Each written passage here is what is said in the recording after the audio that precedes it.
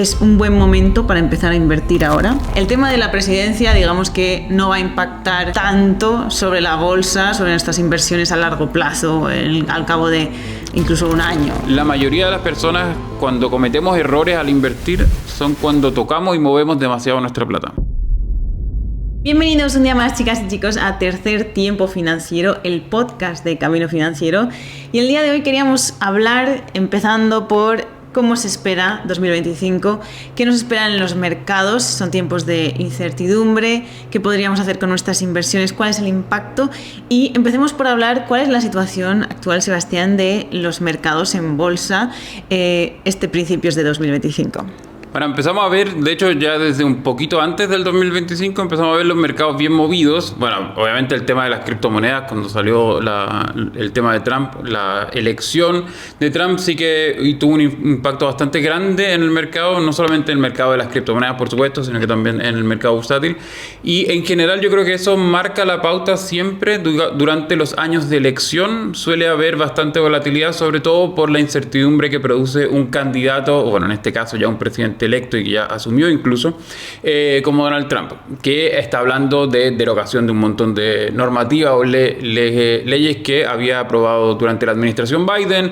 Luego también el tema de las tarifas o las nuevas tarifas que le van a cobrar a China por la importación de productos. Entonces sí que hay bastantes medidas que se espera que tengan una repercusión bastante importante en el mercado. Además también de que hemos visto una inflación en Estados Unidos que no está del todo controlada, por ende han ido posponiendo las nuevas bajadas de las tasas de interés, lo cual produce también más incertidumbre en el mercado, y eso en general hace un poco tambalear los números.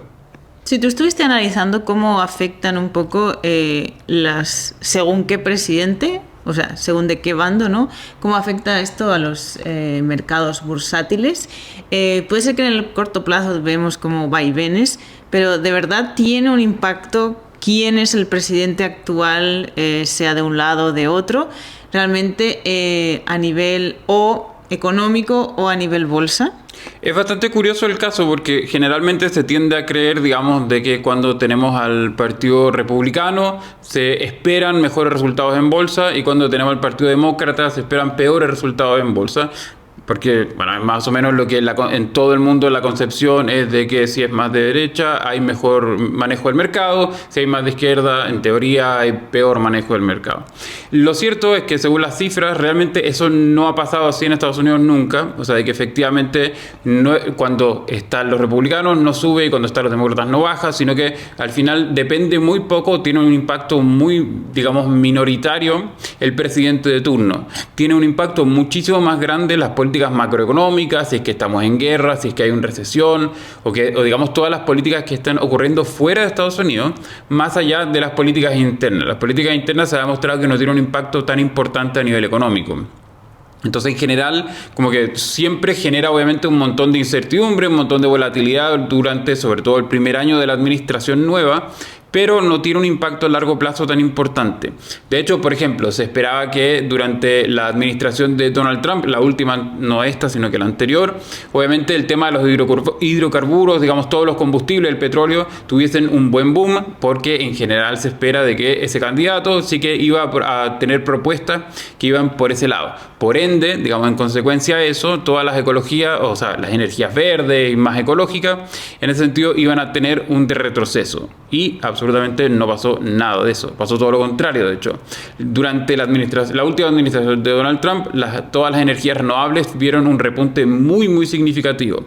Y que era todo lo contrario que se esperaba en el mercado. Lo mismo había pasado también durante la administración de Joe Biden, que se esperaba eso, lo contrario, de que las energías verdes subieran un montón, y al final eso tampoco se cumple, porque en teoría las políticas más relevantes van a ser las políticas macroeconómicas a nivel mundial, digamos, y que afectan no solamente a Estados Unidos, sino por supuesto también a todos los otros países, pero no tanto así las repercusiones que tengan el candidato o el presidente de turno.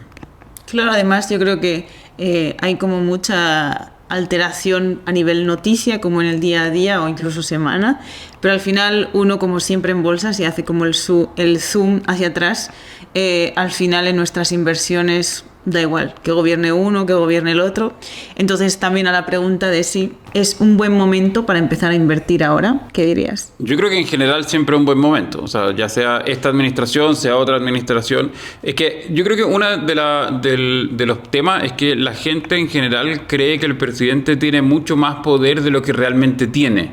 O sea, el presidente no puede llegar y empezar bueno, en el caso de Donald Trump sí que lo hizo con algunas normativas que lo tenía permitido, digamos, de derogar leyes así como así o aprobar normativas cuando se le dé la gana, porque el presidente no depende, o sea, digamos, eso no es solamente del presidente, sino que también hay un poder legislativo, que es quien es el encargado, digamos, de proponer las nuevas legislaciones y luego pasa por una aprobación del Congreso, el Senado y luego finalmente el presidente. Entonces, es un proceso bastante más grande, más laborioso y que el presidente al final lo único que hace es aprobar o vetar una ley. Que de hecho, históricamente en Estados Unidos, no sé en el caso de otros países, pero lo estaba leyendo de Estados Unidos, son pero muy pocos los casos donde el presidente termina vetando ciertas leyes que ya han sido aprobadas por el Congreso y por el Senado. Entonces, al final, realmente el presidente no es tan relevante, al menos en ese aspecto político, digamos, más pequeño, más a nivel país, no es tan determinante como si lo puede ser el Congreso en el conjunto al completo, digamos. Entonces, al final, eso yo creo que hay que tomarlo en cuenta, digamos, de que no tenemos que basar nuestras decisiones de inversión porque ahí está el Partido Republicano, porque está el Partido Demócrata o quien fuese, sino que tendríamos que empezar a ver un poco más afuera, ver un poco las condiciones macroeconómicas. Entonces, volviendo un poco a la pregunta de si es que es un buen momento, siempre es un buen momento. Entonces, en lugar de tener que decir, no, mira, me espero porque después de que salga Donald Trump, después de que entre Donald Trump, después de que se vaya Donald Trump, no.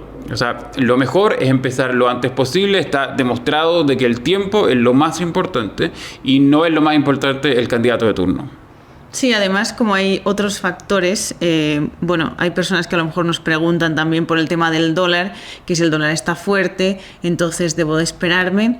Realmente al final lo que importa, y siempre lo decimos, es que el tiempo que lleves en el mercado. Entonces, cuanto antes empieces, mejor, porque quizás mientras el dólar está fuerte, a su vez hay, por ejemplo, rebajas en bolsa. Y de hecho, ahora mismo, a momento de grabar este podcast, que estamos a final de enero, hemos visto como unas bajadas estos días. Y bueno, igual a lo mejor el dólar puede estar fuerte, pero tiene el contrapeso de que a lo mejor estás comprando negocios en rebajas. Y al final, como que uno cuando hace zoom hacia afuera, ve que con el tiempo siempre te va recompensando. Entonces, cuanto antes empieces, da igual las circunstancias, yo creo incluso. Si quieres como meterte un poco en el tema noticia, a lo mejor aprovechar muchos más descuentos cuando hay alguna mala noticia, bien, pero para el común de las personas es más importante empezar cuanto antes, y es algo que siempre decimos. Entonces, el tema de la presidencia, digamos que no va a impactar tanto sobre la bolsa, sobre nuestras inversiones a largo plazo, al cabo de incluso un año. Claro, en general hay otras políticas que sí que van a estar también marcando la pauta, digamos durante este 2025, que ya lo habían estado haciendo durante el 2024, ya se vienen hablando hace ya bastante tiempo y ha tenido un impacto bastante fuerte en el mercado en general, en las políticas económicas, que es la inflación y las tasas de interés y las políticas monetarias, digamos, que tenga la Reserva Federal, en este caso en Estados Unidos. Porque ahora últimamente se ha estado, digamos, revisando las cifras de desempleo en Estados Unidos, que suele ser bastante bajo. O sea que se ve un mercado, digamos, del trabajo bastante fuerte. Luego también, además, la inflación no parece estar del todo bajo control, como ya se preveía hace varios meses, digamos, de que la Reserva Federal lo que ha estado haciendo era subimos las tasas de interés para poder controlar la inflación. Luego, cuando se empezó a notar de que la inflación estaba más o menos bajo control, la empezaron a bajar las tasas de interés. Pero ahora hubo como una especie de parón y dijeron, bueno, aquí la inflación no parece que se esté yendo, hay un riesgo, digamos, de que vuelva a aumentar la inflación de cara a este 2025. Entonces la Reserva Federal ahora detuvo las bajadas de tasas de interés y eso tiene un impacto muy importante a nivel del mercado. ¿Por qué? Porque, digamos, siempre el mercado es a proyección, o sea, siempre va, digamos, funciona como hacia el futuro. Entonces, el mercado ya preveía de que durante este año 2025 las tasas iban a volver a la normalidad, entre comillas, que generalmente en Estados Unidos suelen ser de un 2,5%. Entonces, iban a volver a bajar. Sin embargo, no lo han hecho. y no, como no lo han hecho, y ahora la Reserva Federal acaba de poner, digamos, un pare a las bajadas de las tasas de interés, eso sí que genera más incertidumbre en el mercado porque se espera de que esta recuperación no sea tan rápida como todos pensábamos.